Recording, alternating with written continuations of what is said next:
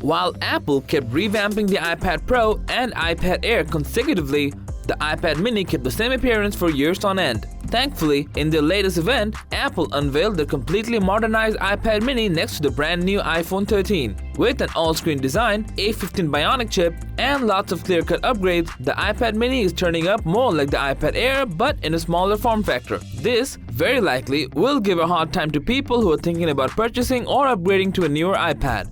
Let's take a deep dive into both of these devices from a comparative perspective and figure out whether you should settle for the iPad mini or the iPad Air.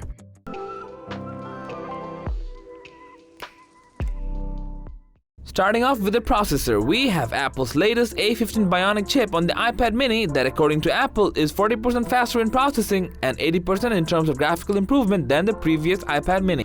While the A14 chip on the iPad Air is still a very capable mobile chip, it still lags behind what the A15 has in store for us.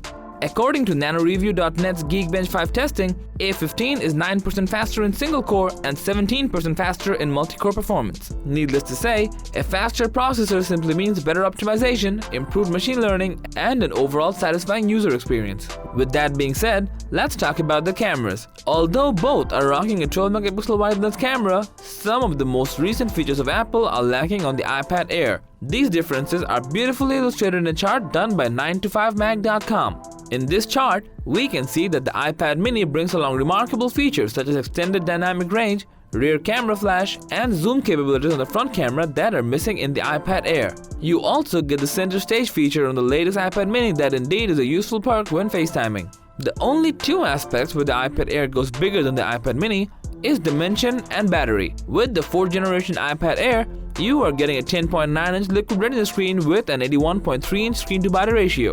The iPad mini, however, has a slightly smaller 8.3-inch screen with a 77.4% screen-to-body ratio. The iPad Air is powered by a 28.93 watt-hour battery, while the iPad mini integrates a 19.3 watt-hour one. Though the marketed battery life for multimedia use remains the same at up to 10 hours, which might be due to processor optimization.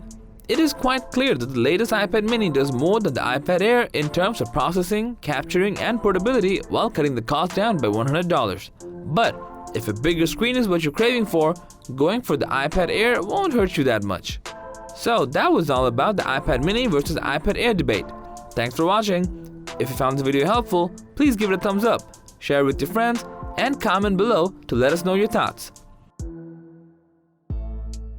Subscribe to our channel and hit the bell icon if you want to see more videos like this on your feed.